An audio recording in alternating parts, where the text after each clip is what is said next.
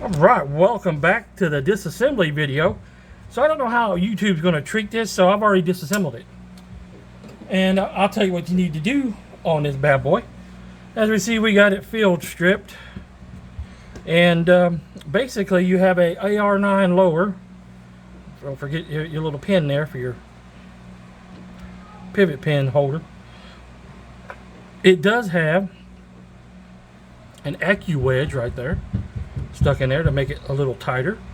Alright, seems to be a standard A2 pistol grip, so you can change those out and change out the safety on it and the trigger if you want to, so that's good.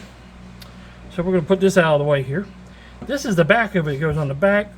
The screw right here goes through there, and what you do is you unscrew it, okay? And the size of this is 3/16 Allen wrench will get this bolt out. This right here is where the nut screws in, and then this goes in here like so. It does turn.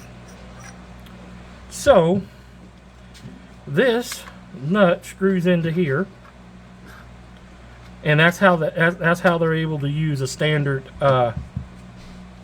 AR9 lower on a muffler system. This is your tube, your guide rod and buffer and spring for it. Of course, to get the bolt out, you would have to take that out, but that's it. And it goes right here. Wait a minute. So right there is the bolt and the back of the bolt. So that's how it goes in there. Let's see if we can get that out. Since this is a cleaning video, nothing else, YouTube should be fine on that. Man, I really wish that was a little bit tighter than what it was, but it's not. But I check all mine anyway. So we got the new charger out, and then that's your AR9, or not AR9, but your BC9 bolt assembly. Pull the pin out like you normally would, firing pin would come out, and then you can scrub it. Also, if you didn't know this, and I didn't know this until recently, and I want to thank Bear Creek Arsenal for sending the BC9 out to the channel for testing purposes. That BCA is a veteran-owned company. That's great. Did not know that. Another reason to support them. So, since we already got it stripped, let's go ahead and check these handguard screws. They're nice and tight so far. We're going alright. Alright, alright. That one's a little loose. That one's a little loose. So there you go. Out of the 8, 2 were loose. Now, saying that, you got to remember, these folks are working 40 hours a week. They're humans. Things are going to get past QC. Nothing is perfect, especially when you got the human element involved in it. So we're going to lube some parts up here. We're going to stick it back together, and so I can at least show you how to put it back together after cleaning. These nuts here, or these hex heads, are 1/8. So basically, to take it, these are the 3 hex Allen wrenches you need. They're going to be 3/16, 5/32, and 1/8 to take everything apart off of it. So that's good to know right there. So we've learned to sell something there. Let's see here. I am going to put a little bit more, a little Loctite on that one, and we're not going to do that one.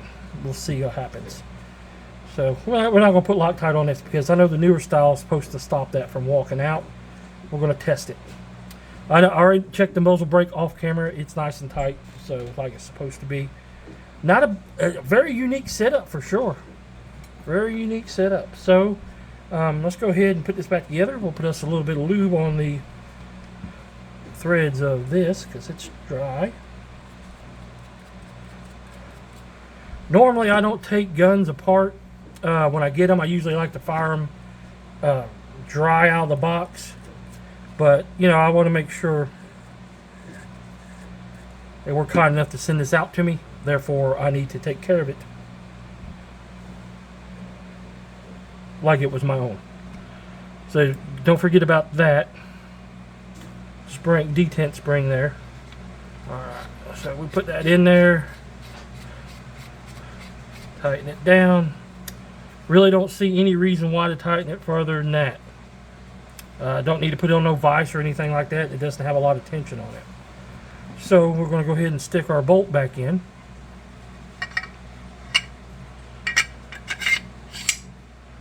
Alright, that's the easy thing. Go ahead and put our charging handle back down. Oh, that's the wrong one. So again, we're going to tighten it down. No big deal. And then we're going to give it the old GM Master Mechanic, which I used to be, Ugga Dugga. Alright, we'll give it one Ugga Dugga. We should be good to go there. And now we can assemble it like we would a regular AR. We're going to put us a little bit of lubricant there, a little lubricant here, just because we can. Alright, then let's see here. Our pin or detent fell out. Okay, we got that. We'll put that back right there a little bit. So go ahead and stick her back together. Nice, went to butt like it should. Alright, and then like so. Now we got to deal with the rubber. Look at that, that fell right in there. We'll use our plastic side. Got that knocked in. Alright. Now we're going to put our guide rod and spring in so we can bring our bolt back.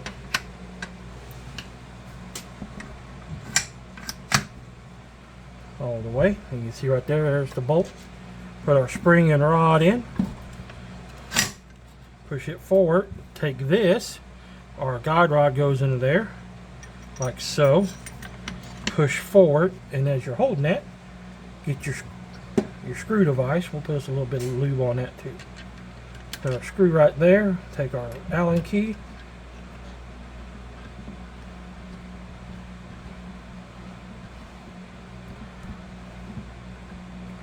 Okay, and then again, GM Ugga Dugga turn. Alright, there we go. So it is back functioning. Function test, remember? Cock it with it pulled back, release it. You should hear that. Pull trigger. Boom. That's the safety check, or not safety check, but the fire control check on every AR style out there. Whether it was AR-9, AR-10, if it's got the standard setup like this, that's how you check to make sure the trigger is good to go and you got everything back together, at least that way. So it's all back together, and it's going to be a lot of fun with this one. Thanks for watching. Please like, share, and subscribe to the channel. Also, take a look at Bear Creek Arsenal. And they were so kind to send out the BC9. Thanks for watching this reassembly, because I don't think they'll let me show a disassembly. But we'll find out sometime next week after the new rule sets. Thanks for watching. Please like, share, and subscribe to the channel.